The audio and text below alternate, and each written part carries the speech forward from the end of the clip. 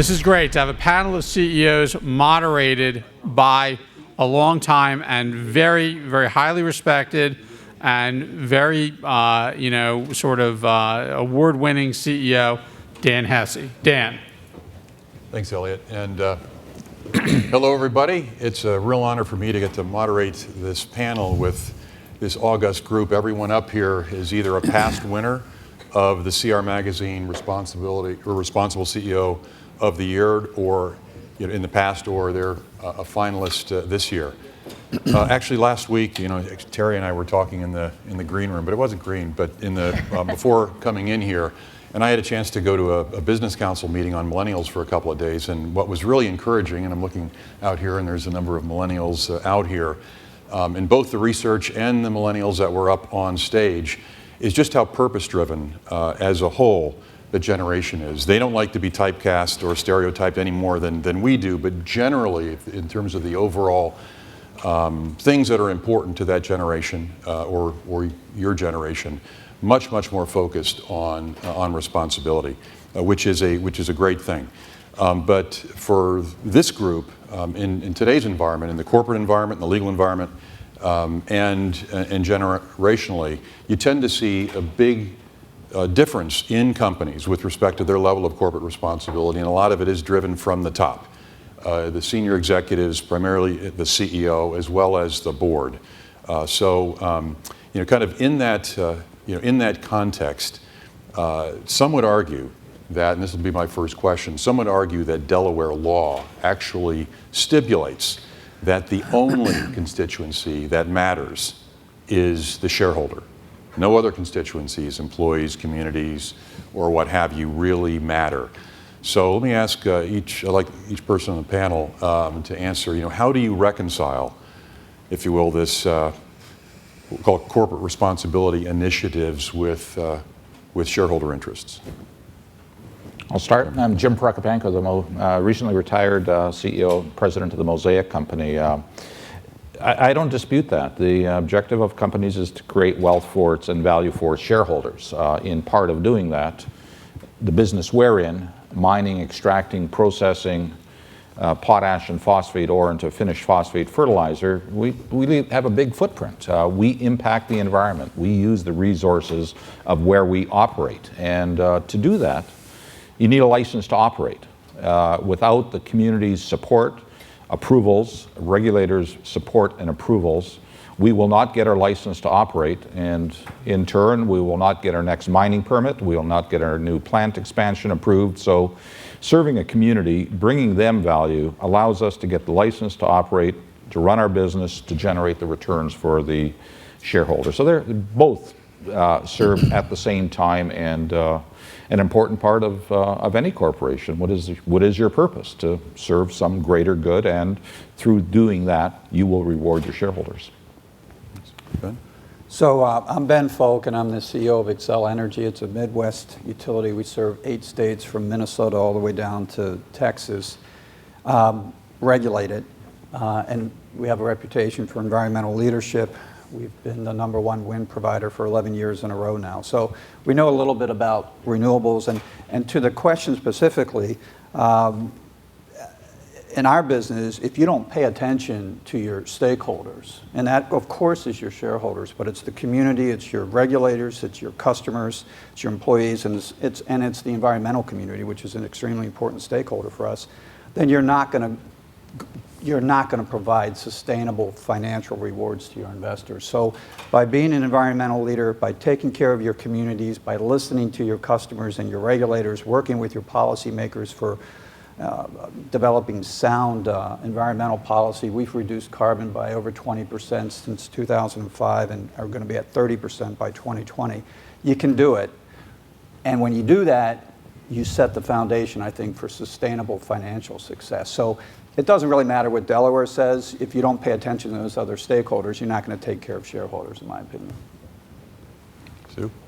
Yeah, I'm Stu Thorne. I am CEO of Southwire Company. We make wire and cable, and Xcel is a good customer of ours, so I agree with everything you just did.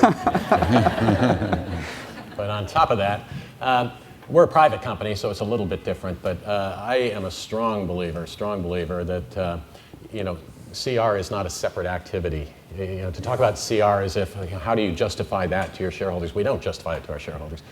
We just operate our business in a way that allows us to sustain our long-term success, and that is important to any shareholder, to have an enterprise that's going to carry on forward. That's where the value is in a business.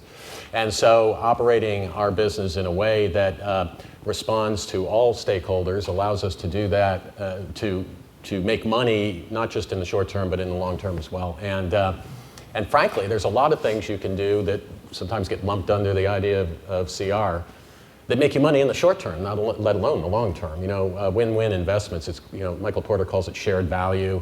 You've also heard of doing well by doing good, or you've heard of screw business as usual, Richard Branson. But this idea that CR is something you do in addition to doing business, and that's going to be a cost center, but somehow it helps you in some intangible way over time, I think is an old-fashioned idea. I think investments in doing good for the community can also do great things for your bottom line, even in the short term. Great. Terry? Hello, everyone. I'm Terry Ludwig, and I head up Enterprise Community Partners. And enterprise is an interesting business model because it's set up as a social enterprise, which means we have a blend of for-profit and nonprofit businesses that sit below the company. And it's with the intention of making sure that we are meeting it's very much a purpose-driven company to serve underserved markets, low-income families across the United States, and bring products and services that are relevant. And primarily what we do is we bring affordable housing, a lot of financing for charter schools, primary care facilities, all kinds of products and services that low-income families and communities need in order to thrive and to move forward. And so I would just say that similar to what you've just heard, we really do blend in our purpose throughout our whole business, and we have many stakeholders, investors, philanthropic partners, a lot of for-profit partners. And we have to demonstrate not only our financial capabilities and discipline and being able to provide a bottom line result, but we also have to be able to be very thoughtful about providing our social impact, and the rigor with that is really equal to how we bring our financial bottom line to our shareholders, our stakeholders in this case.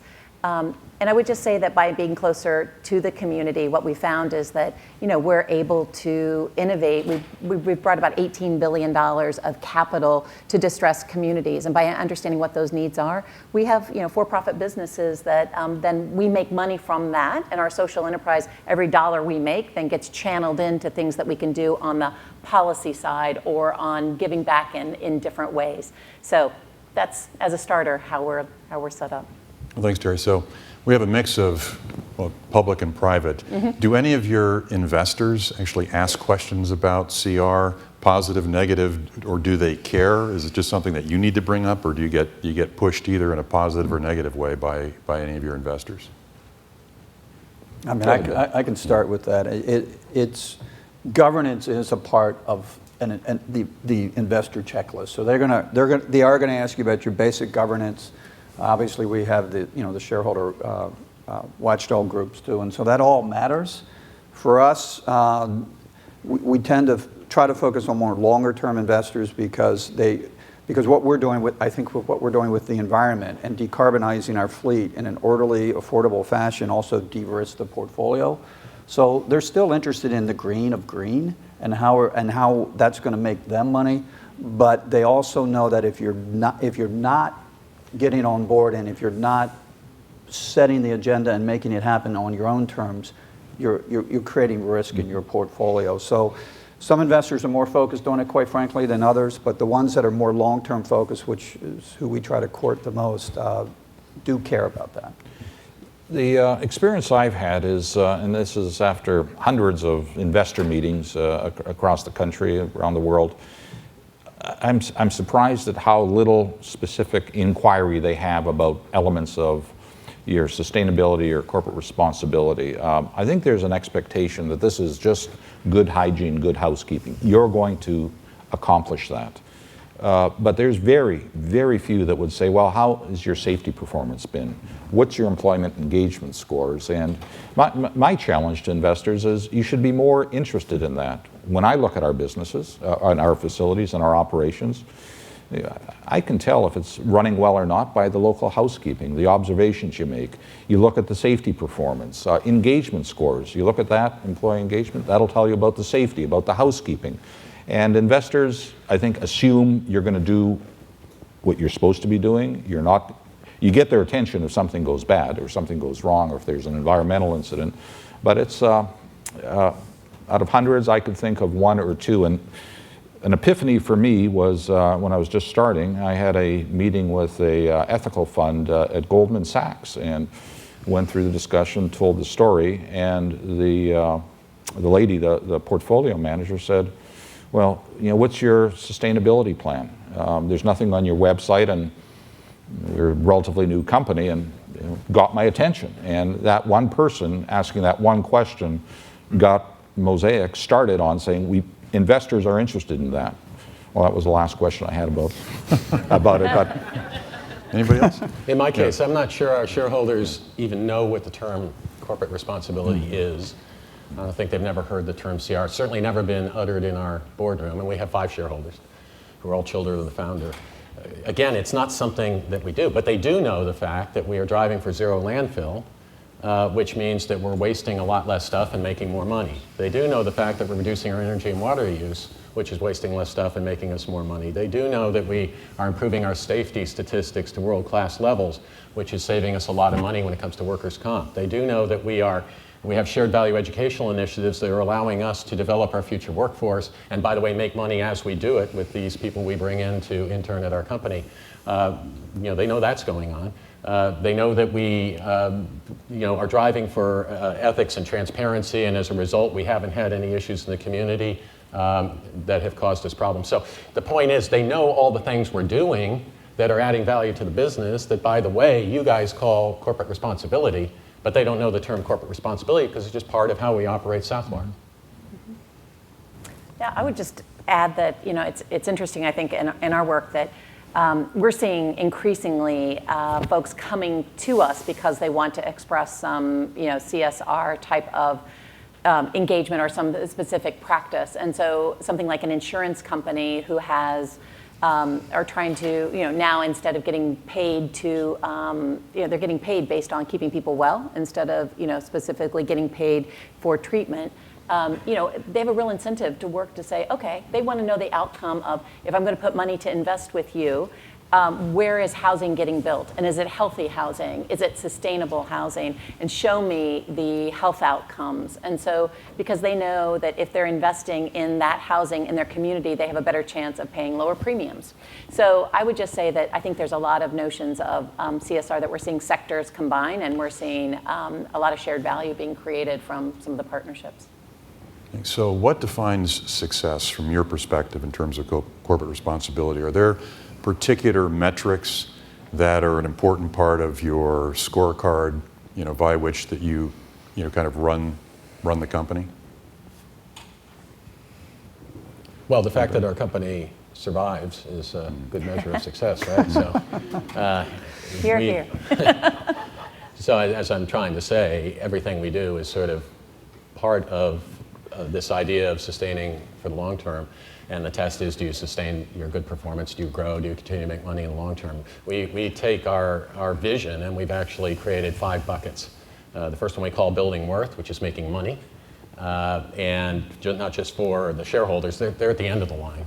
But for our customers, our employees, our communities, they're at the beginning of the line. But anyway, making money, you got to make money. So we have a set of goals under building worth, the typical financial goals.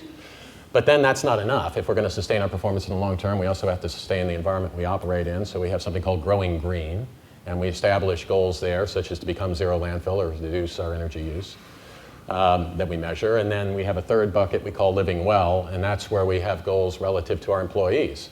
Those, obviously, it's our employees that make us special and give us competitive advantage. So we talk about health, we talk about safety, we talk about inclusion, and we measure those things and set goals in those areas. Our fourth bucket is what we call giving back, because we live in our communities, aren't we? Recruit employees to our communities. Our communities support our business, so it's important that we are symbiotic there. So we have specific goals we specify in terms of working with the community to create shared value, particularly in our case around educational initiatives. And then our fifth bucket is doing right. which is ethics. And there, again, we have some very specific goals around our reporting and our transparency and the training of our people in ethics and our hotlines and that sort of thing. So we basically have taken our entire business and broken it down in these 5 buckets, established goals in each area, and we measure publicly our achievement of those goals. And really nothing anybody does at Southwire at any moment of the day can't be put into one of those buckets and associated with one of those sets of goals. So I would just say, I mean, I think we have similar ways we measure, but first and foremost, a whole series of measures that we share with the board and we share internally, things around safety in our business. You can imagine the electrical and gas business employees are at risk literally every day, and we want to make sure they go home in the same way they came to work. And we call that the journey to zero. We've had tremendous results. In the last decade, we reduced the injury rate by over 70%. It's something I'm really proud about. We measure employee engagement. Now, you can't do that weekly, but we do that in pulse-type surveys, and then we do it in a once-a-year survey. And we want to know in that survey, do employees feel that the workforce is conducive to them, it's a safe place to work. We want to understand if they feel that they're engaged, they understand the values of the company, a whole series of measures. And I think that's extremely important. You look to things like that, giving back in the community, you know, how engaged we are from both a volunteer's perspective. Annually, we do a day of service, and I think about 20 to 30% of our employees show up across 8 states, actually literally give back to the community. Obviously, United Way campaigns and things like that are important. Longer term, I already mentioned, I think it's extremely important that we decarbonize the fleet. But we need to do that working with our policymakers, and clearly policymakers in Minnesota are going to be different than policymakers in Texas. But all that said, we've achieved over 20% reduction. In the Midwest, we're going to achieve a 60% reduction by 2030 with plans we just filed. And I think it's really important as we talk about this in the environment that you have to keep cost in mind. So you also see Excel advocate for good policies and, quite frankly, be critical of policies that cost our customers more money than it should. You know, those are the long-term goals. So customer affordability is another thing we track at least quarterly, making sure that our prices are competitive and reasonable for our consumers. Because, you know, if you're not careful, you price yourself out of business, and that gets to back maybe to the Delaware question. We are in business to make money for our customers, and obviously we track our, you know, current financiability or financing success and the longer term plans we have, where we are with that. I can't add much to what my panel colleagues mentioned as the metrics, whether it's safety, greenhouse gas, water use, employee engagement, many of the same metrics. What I'll add is the importance of measurement. And one, the importance of it. Two, how devilishly difficult it is to get good measurement. And we started, post this Goldman Sachs meeting I had 7 years ago, to start collecting data, because we really didn't know what our greenhouse gas emissions were, water use was. We had a myriad of reporting systems for safety, and it gave you data, but it was hard to drill down and to draw conclusions on a fact-based basis. So we began a program of collecting and pulling together data, and I'd say this is entirely analogous to, nobody could imagine running an enterprise, a commercial enterprise, without financial statements, or a nonprofit for that matter. You can't run the business without an income statement. You can't possibly run a business without a balance sheet. But there was a period, and it was only 10 years ago, where we were doing so-called community engagement, community responsibility programs, and there's no way of measuring. Well, we applied considerable effort. It took, as I said, 7 years, not because we were lazy. We got 8, 9 mines, we've got 12 chemical processing plants, there's 9,000 employees, a lot of complex processes. To weave that together, and we've built a system and called OneSource that everybody feeds into, so we could, at any time of the year, see where we are on our safety metrics, on our greenhouse gas, and we could start responding. So it's taken us 7 years to get there, and it's only now that we are confident of our reporting abilities, and got a couple colleagues here that are, I hope they're agreeing with me that we are there. And now we are setting, as Ben had mentioned, where their company has been at, setting reduction objectives. So we have set an objective to reduce waste, greenhouse gas, and water usage by 10% within the next 5 years, along with community engagement, not just giving and dollars invested in communities, but hours spent. So we now can at least have a fact base to make decisions. Is this working or is this not? But it's not as easy as we first thought. You want to add anything, Terry? Or? Yeah, I would just say that we have an added, we do many of the same things, similar buckets, and I would just say that also we push ourselves to say, we're all very good, our organization company is very good at measuring outcomes, or outputs, if you will. Like, we can build housing, we can build primary care facilities, do charter schools, we can do a lot of those things, and those are all very easy to see. How many dollars did we finance? In a typical year, we'll maybe put $4 billion into communities. And we can see the outputs, and that's great, and we can measure that. But what are the outcomes, right, for the families? And that is something that, we don't have the resources to do, quite frankly. And I think all of us find that it's very hard to measure those things. And so I would just add that increasingly we're challenging ourselves. Our employees are challenging us to say, it's great that you've done that, and that seems quite socially responsible. It seems like a great output, but what is the outcome, and have you changed that life? Since that's the business I'm in, right, and is to change the life. So. Thanks, Terry. So for each of you, is there one particular CR initiative that you're the most proud of, that if you could pick one to kind of define your legacy, that would be it? Yeah, I can talk about program. I've made reference this morning to shared value educational initiatives, and we got a slew of them at the college level, at the technical school level, at the high school level with STEM, with kids interested in engineering, et cetera. But one in particular that we focused on is focusing on kids who are about to drop out of high school in our county, which is bad for Southwire, because if they're going to drop out of high school, we can't hire them to support our growth, because we have a rule that we only hire people with high school educations.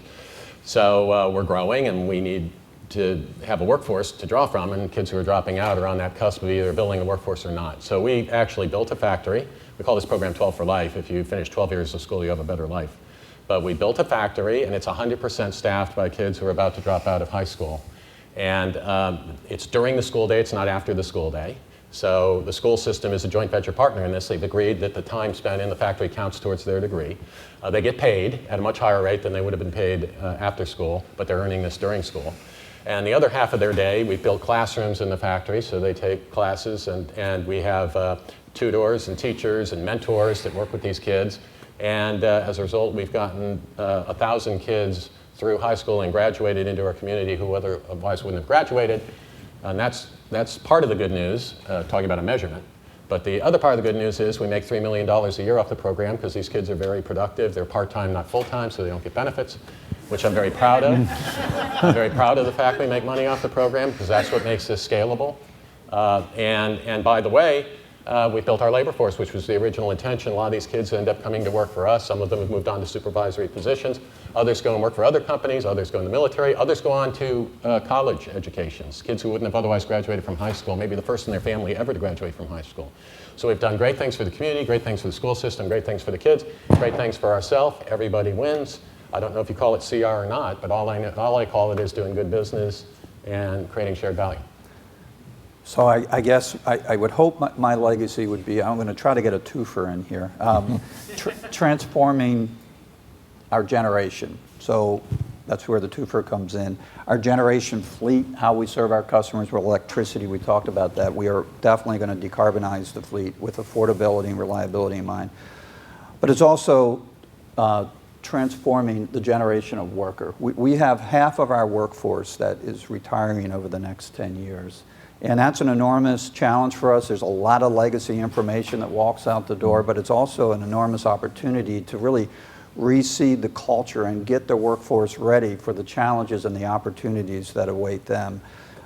So we have moved from a skill-based hiring methodology to more of a value-based hiring practice. I'm a big believer you can teach skills, but it's a lot harder to teach values. So we want to make sure that we hire a workforce that has the shared values. So I'm extremely excited about working hard to hire from the community, and we have a big disparity gap in the Twin Cities in Minnesota. It's everywhere in the nation, but we're trying to solve that, and I'm really passionate about hiring veterans.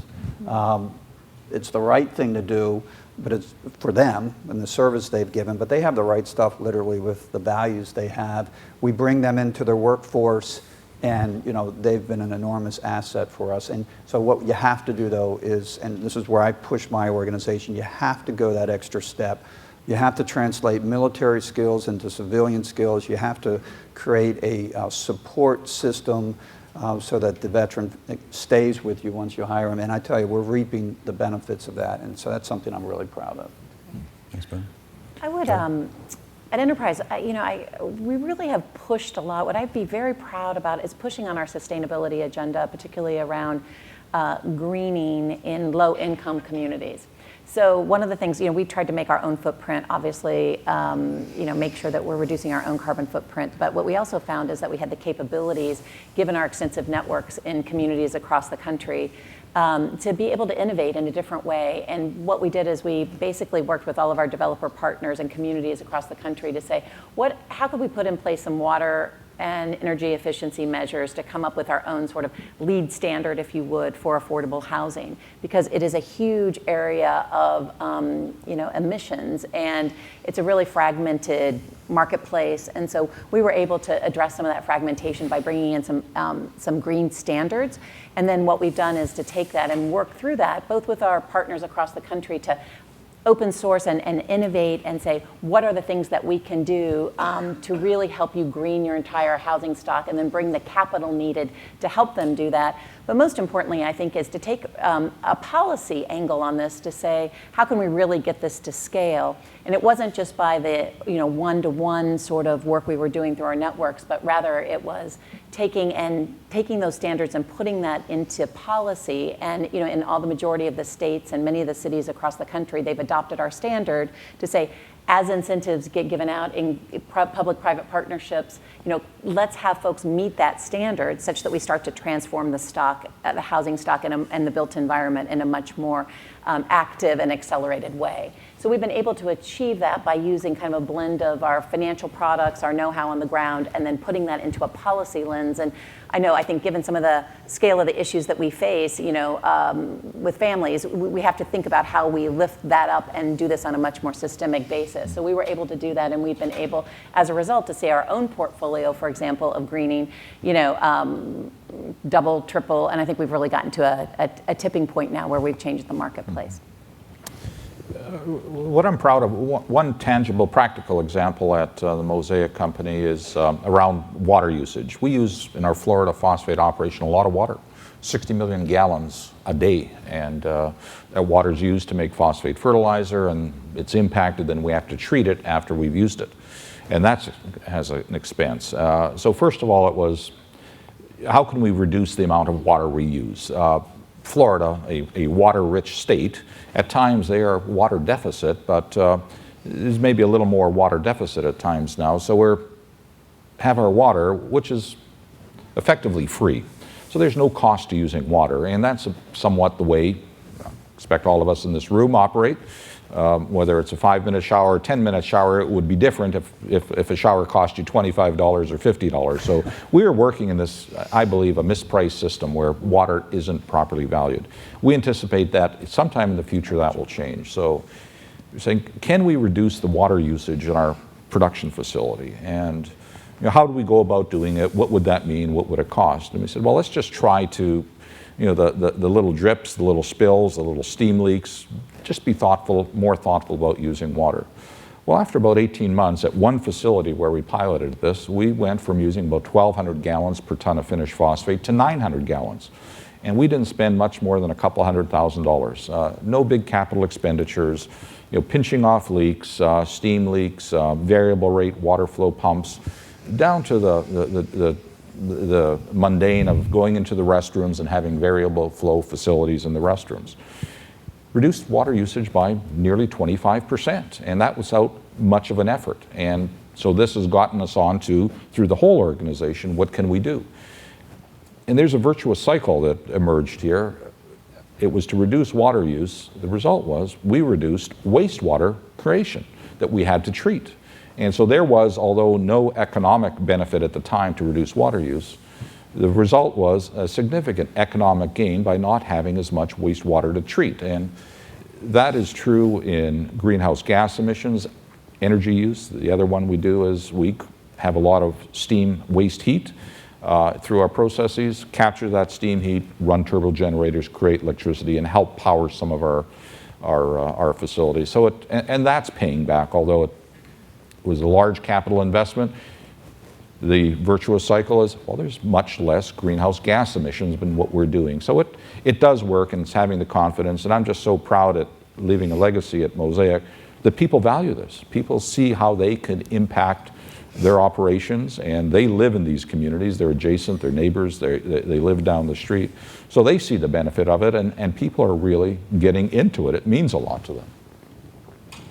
Thanks, Jim. Thanks, everybody. So Pope Francis, of course, very well-publicized trip to the United States recently. Both before and during his visit, he's been quite critical of capitalism and thinks it needs to be less greed-driven, less materialism-driven, a little more focus on our environment, our communities, things like income disparity and what have you.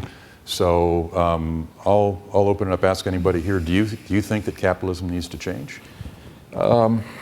Excellent question. I think religion could be more inclusive, more peace-loving, but that's like saying, all religions are the same. Capitalism can be better. Yes, it can. Capitalism doesn't refer to a monolithic, homogeneous system. Capitalism is made up of companies, and capitalism is made up of people. There are some very good people out there, there's good people, and there's some not so good people. And so to say capitalism has to reform, company by company, it's different. You have some great companies up here being profiled and great companies in the room doing all they could. He talked about less greed. Well, I think following, and avoiding the 7 vices as we all know them, that's good for any corporate. Avoid lust, avoid envy, avoid sloth, avoid greed. I'm all for it. Nothing wrong with that, and I believe the companies I'm affiliated with all practice that. So when we say capitalism, it's not one thing. It's millions of companies and millions upon millions of people. And I think that it becomes a cultural, behavioral, personal kind of thing. And companies we deal with are all, they try to make their communities better. They live in the communities at work. So selectively, absolutely, there's some bad players out there, and they've got to have pressure brought on to them by whether it's NGOs or investors or employees to become reformed. Yeah, what did Winston Churchill say about democracy? It's the worst form of government except for all the other forms of government. Mm-hmm. I'm not sure, and I agree with Jim, I'm not sure what we would replace capitalism with. And if you really step back, we probably don't have a pure capitalism anywhere in the world anymore, but capitalism as we know it, I think, has lifted the standard of living pretty significantly. I mean, and so sometimes we forget the good that perhaps comes with the bad and the few bad actors that Jim mentioned that are out there. But generally, I think, market-based, the power of the individual, the entrepreneur, that's what's going to drive societal advances. Now, I'm a Catholic, so I'm not going to argue too much with the Pope, but I'm going to stick with the spiritual message that I think he was trying to deliver as well. I'm a big fan of capitalism. I think capitalism has created an amazing world, and lifted a lot of people up all around the world in a way that's sort of been the invisible hand, right? It's sort of the system, in a sort of self-adjusting way, has done incredible good in the world. Does that mean that the system, so I wouldn't blame capitalism for the problems in the world. I would blame the fact that maybe capitalism is not perfectly implemented. I mean, and that's where regulation comes into play. I'm not against regulation. I think you need regulation. For example, the air, we can draw from each other's air and then can pollute it and throw it back out into the world. And if there's no regulation against that, you can have a thriving business under a capitalistic system. You're not paying for that air, but you're polluting it for everybody else and reducing the health of the world. So that's an example of where there has to be some regulation, but it's not because capitalism is bad, it's because no one has found a way to put a price on air yet. So you need to sort of bring that in as one of the parameters of capitalism to make it work. So blaming capitalism, I think, is a fool's errand. I think the real issue is more how do you regulate capitalism in a way where it recognizes the cost of some of these wasting resources that we can maybe pull into our companies for free but have a cost to that. How do we regulate that without over-regulating and getting to the point where we bog down the whole system? So I think that's more the question. I don't think capitalism is bad. I think the Pope's making a good point, but it's more around how do you control it? There's a statue in Washington I love. I think it's in front of the Commerce Department, but it's a guy wrestling a bear to the ground. And I think the bear represents, metaphorically, capitalism. And the guy wrestling him to the ground represents, government and regulation. And, you have to have a balance between the two in order to make the system work well. But it's good to have the energy of that bull, right, that you're wrestling to the ground, because without that bull, the world wouldn't have progressed the way it has. Yeah, I think building on that, I think it's pretty similar, my viewpoint, which is that capitalism is good. The more we can make it more inclusive, so that and that we're recognizing the places where there are perhaps externalities showing up that aren't being measured and captured, and how we deal with some of that, I think, is really, really important. Because I think there are so many folks that are getting left behind. And so I do think it's incumbent upon us to think about a little bit about the balance. Are we imbalanced? Are we balanced with profit and purpose? Are we balanced with individual and community? Have we struck the right balance? But I believe a capitalist society can certainly propel us, and the role of business in that is just supremely important. And I'm also quite confronted personally, when I talk about the spirituality of the Pope's visit. And, I do a lot of work on affordable housing and other things. Again, some of those are for-profit businesses, others are nonprofit. But I'm pretty confronted that, we sit here and just a block or two down the road, there's Madison Square Garden. And on any given night, you could fill up that Madison Square Garden with kids that are homeless, that don't have a fair shot to get a good education or to grow up healthy. And the Pope said, he came and looked at our country and said, really? Really? With all the wealth and the capitalism and the structures we have and the incredible entrepreneurial spirit and capacity that we have?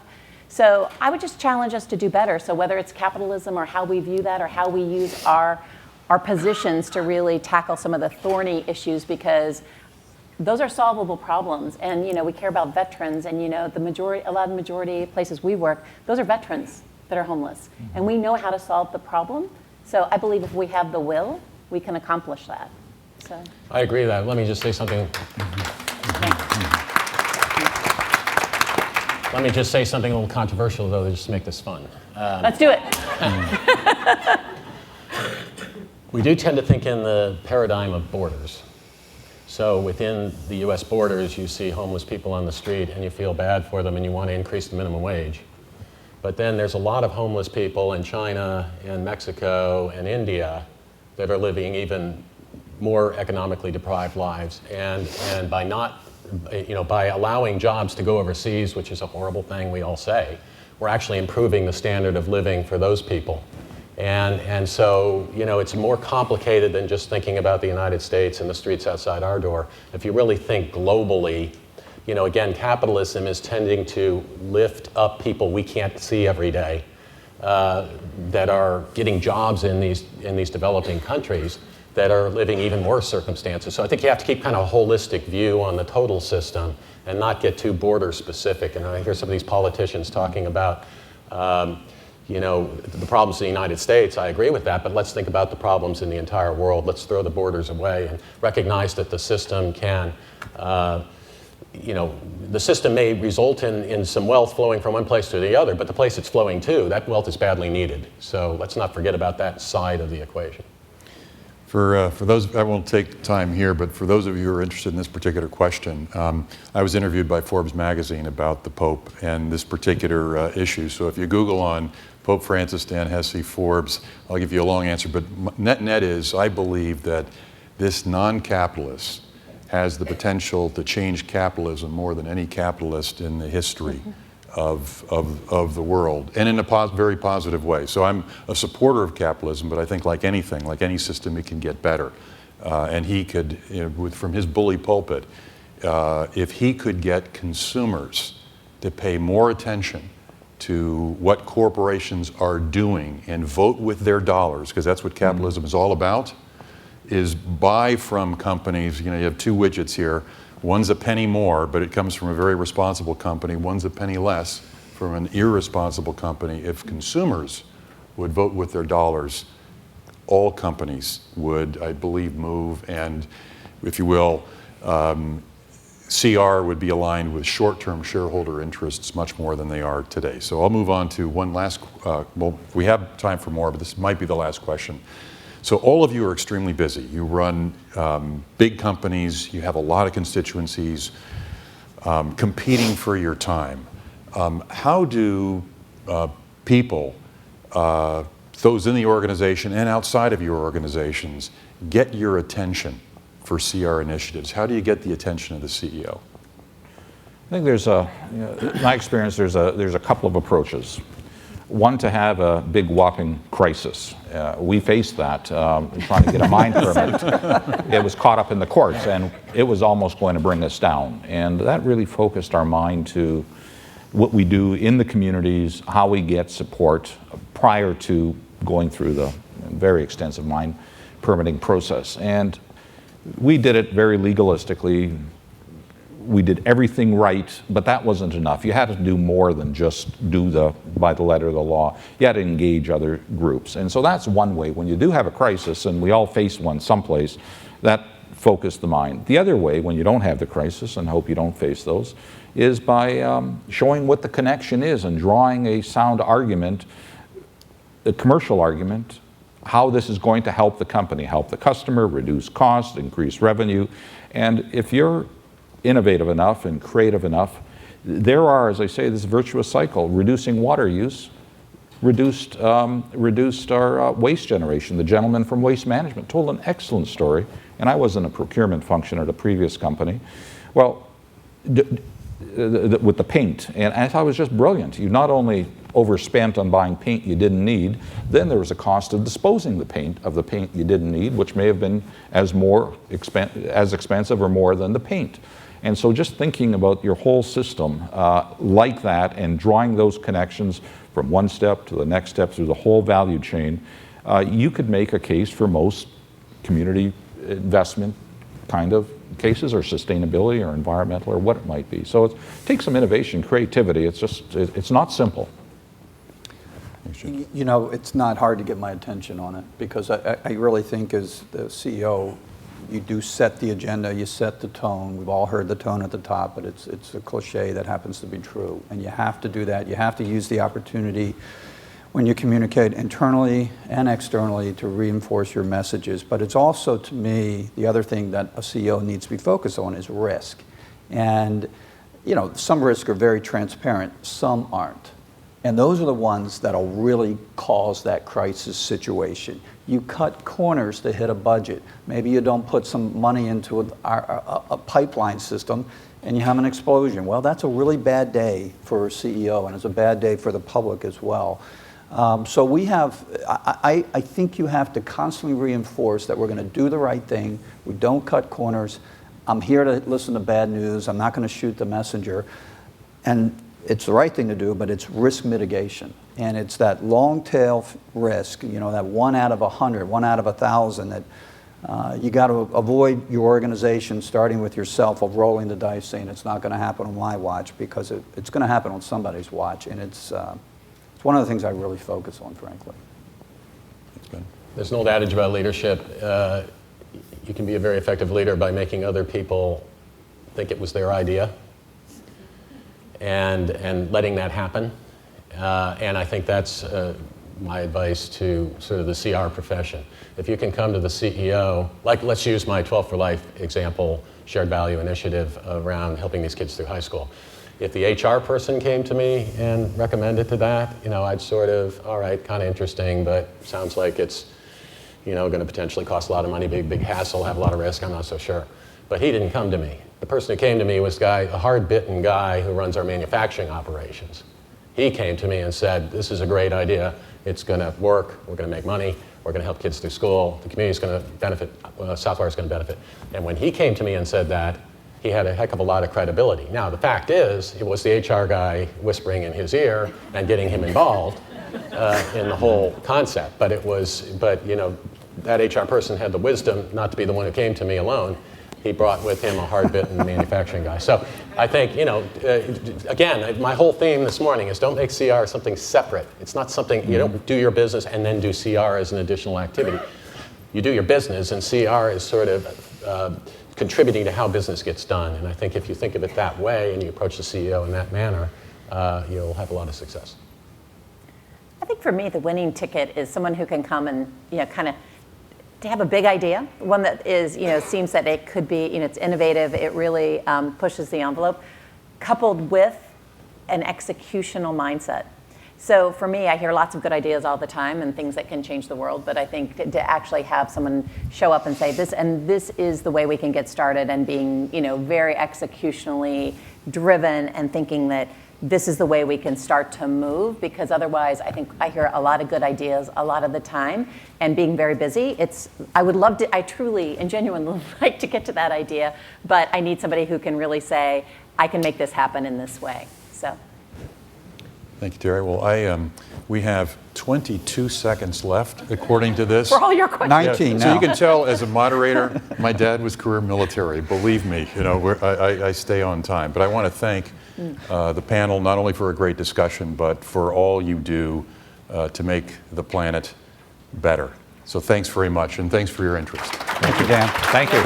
Perfect.